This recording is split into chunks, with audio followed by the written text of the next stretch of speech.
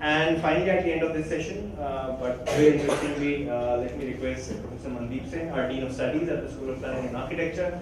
My apologies, sir, this is a thing that got extended and you had to wait for this, but a very interesting talk we've all been looking forward to. The workshops that are happening are set in Chamba, and Professor Singh is going to talk, amongst other things, about work in Uttarkashi. Similar Himalayan setting, maybe a lot of experience can be picked from here to carry to the workshop just after that. Thank you so much. Thank you. Very interesting talk since morning, starting from conversation by Mr. Sandeep to the cost-effective housing till now.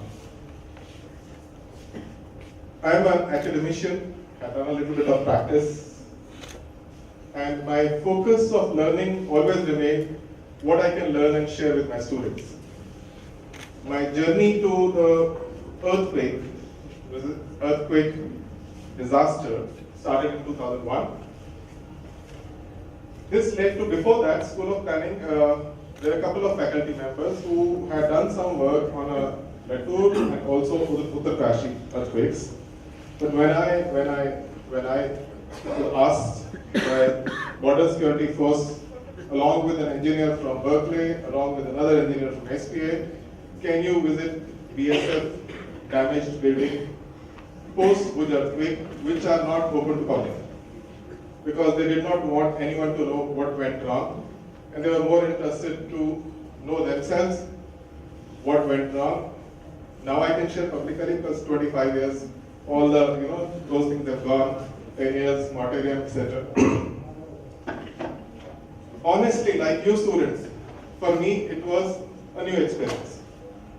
We were not taught about how to build earthquake resistant structures. In fact, I was surprised later that even PE Civil till that time were not taught. You only learn in masters in structure how to build earthquake resistant structures. And architects, no role. That's how we were trained. It's engineers class. So when I went with these two engineers, I'll take a little bit and I'll cut short my part. When I went with these two engineers to these sites, what I learned that most of the failures were known failures, and most of the failures were also faults of architects. That was shocking. That was shocking.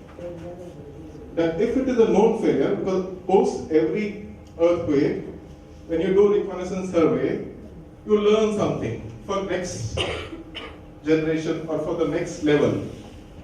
NDMSN teams after every disaster. It's not only relief, it's also teamed by technical people to learn, share the knowledge, and upgrade our knowledge. When I learned that everything, almost everything, what happened was known factors, that kind of shook me as a teacher. That if I didn't know as a teacher, how will students know about it? So my first task was to learn myself as a teacher. And some of the interesting things which I'll be skipping what has been already talked about will be, I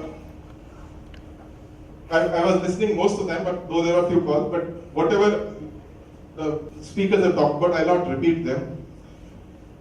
One thing which I learned in this visit, that BSF at Bhuj had built a electric substation and also a generator room next to it. Standard, all architects do it. एक ही आदमी ने maintain करना है. When the our building also has the same thing. When the roof fell down of that building, so generator was also shut down, electric substation also shut down. The backup did not work because it was in the same building. 3 days till they got a mobile because transportation networks, roads were damaged, our radars didn't work. And fortunately, we have a strong friend next door. They didn't know that our radars don't work. The lesson learned was, how can you think of a safety within the same building, irrespective of whatever way you design the building? And let me tell you, today also I see many architects doing same. And this is, I'm talking of 25 years back. I also learned that the buildings used to be designed, they are for human safety. In a severe earthquake, if building gets damaged, but no person should die. That means the human safety which was not taken into consideration because of an underdeveloped country, developing country, had to be taken. Now, of course, 25 years later, we are very, very concerned, and that's what this set of talks was. Whether you learn from a vernacular, our people which did not, where the buildings did not get damaged, or how to retrofit. So the human safety takes a very important role. And all students, since my address is more to students than to the August gathering, that you need to really, really learn this subject for human safety. It's not only earthquake, it could be fire, it could be any other aspect of human safety.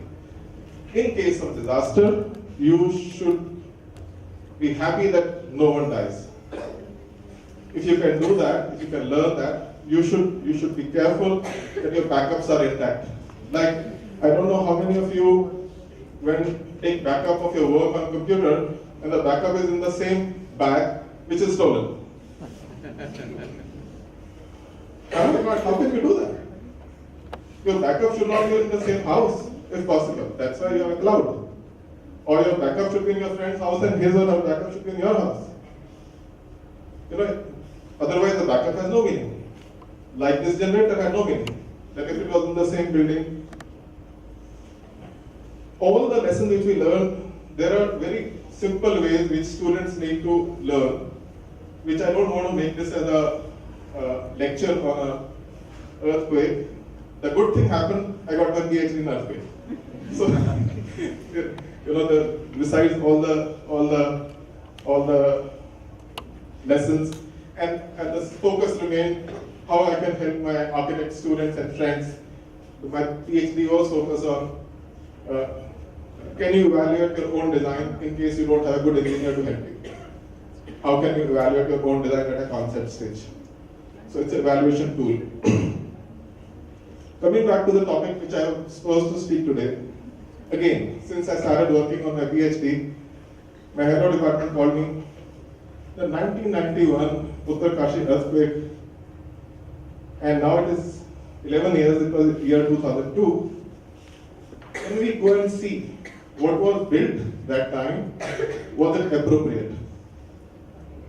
Because he says immediately after earthquake, especially when we are talking about 25 years is a big gap. Things have changed. There was no mobiles, obviously. So things have changed. So I will not be talking in detail about what happened 25 years back, but quickly, because we are in 2016. So most of it you've gone through the lectures.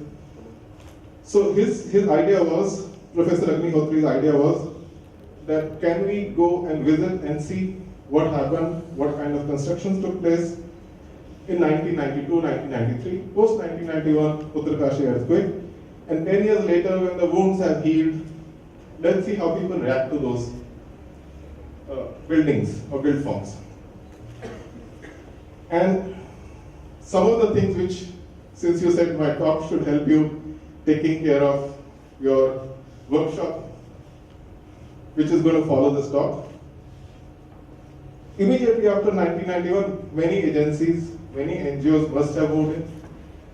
Obviously, many industrial houses must have moved in, obviously, to help the people. We all do that. So we get a Tata Steel moving in, bringing in a lot of sheets as a CSR, their company social responsibility, to build houses with a, see one thing, it's only for students. My apologies, I keep addressing students. Most of you know that force is equal to mass into acceleration. Acceleration, earthquake is providing, mass you are providing. The higher the mass, the higher the force. You have to take care. So many countries like Japan, they try to reduce the mass, so that the force will reduce, which you need to tackle.